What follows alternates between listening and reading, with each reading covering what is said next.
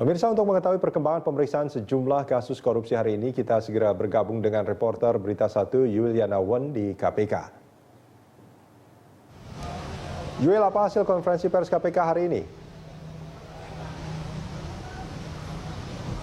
Ya, Rudi, hari ini juru bicara KPK Johan Budi memaparkan beberapa penetapan tersangka dari beberapa kasus korupsi. Di antaranya adalah pertama, Johan Budi menjelaskan bahwa penetapan tersangka untuk Wali Kota Makassar Ilham Arif Sirajudin terjerat kasus kerjasama kelola dan transfer instalasi dari PDAM Kota Makassar untuk tahun anggaran 2005-2006. Adapun untuk penyidik KPK telah menemukan 2 alat bukti yang cukup terkait kasus ini dan terhitung kerugian negara mencapai 38,5 miliar rupiah. Dan selain Wali Kota Makassar, KPK juga menetapkan dari pihak swasta, yakni pengusaha dari PT Raya Tirta Makassar, yakni Hengki Wijaya yang juga terjerat dalam kasus ini, dan dengan pasal yang dikenakan juga sama, yakni pasal 2 ayat 1 dan pasal 3 Undang-Undang Nomor 31 Tahun 1999. Dan selain itu, Rudi, kami juga mendapat informasi bahwa penetapan mantan Sekjen ISDM Waryono Karno untuk kasus keduanya,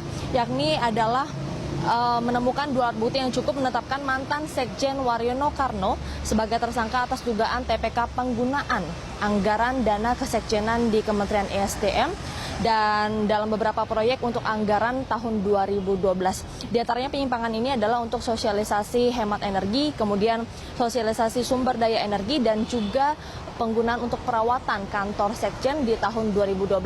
Adapun untuk total penggunaan dana tersebut adalah 25 miliar rupiah dan untuk kerugian negara mencapai 9,8 miliar rupiah. Rudi. Baik, Yuel, terkait kasus korupsi Hambalang, bagaimana jalannya pemeriksaan terhadap Anas Urbaningrum? Ya, Rudi, tadi kira-kira pada pukul 17.30 Anas telah keluar dari gedung pemeriksaan KPK. Pemeriksaan kira-kira berjalan 3-4 jam di KPK, namun Anas memang tidak berkomentar terlalu banyak mengenai kasus pemeriksaannya hari ini, dan di mana Anas hari ini diperiksa dalam kapasitas sebagai tersangka dalam tindak pidana pencucian uang masih terkait dari proyek Hambalang. Dan juga tadi Anas menanggapi dari penyitaan yang dilakukan KPK kemarin, yakni 20 baju batik dan juga sejumlah dokumen. Tadi Anas menjelaskan bahwa memang kalau tidak ada kaitannya baju batik dengan kasus korupsinya, lebih baik dikembalikan karena baju-baju batik yang telah disita oleh KPK tersebut adalah untuk persiapannya nanti di persidangan.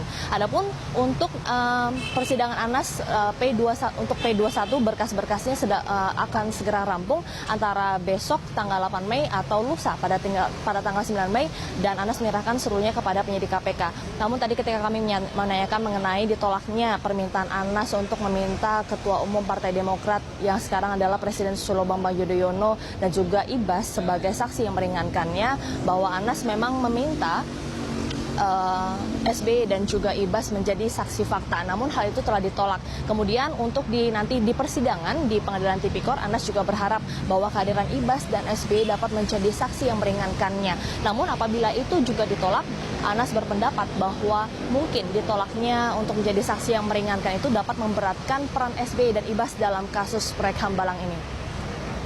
Rudi.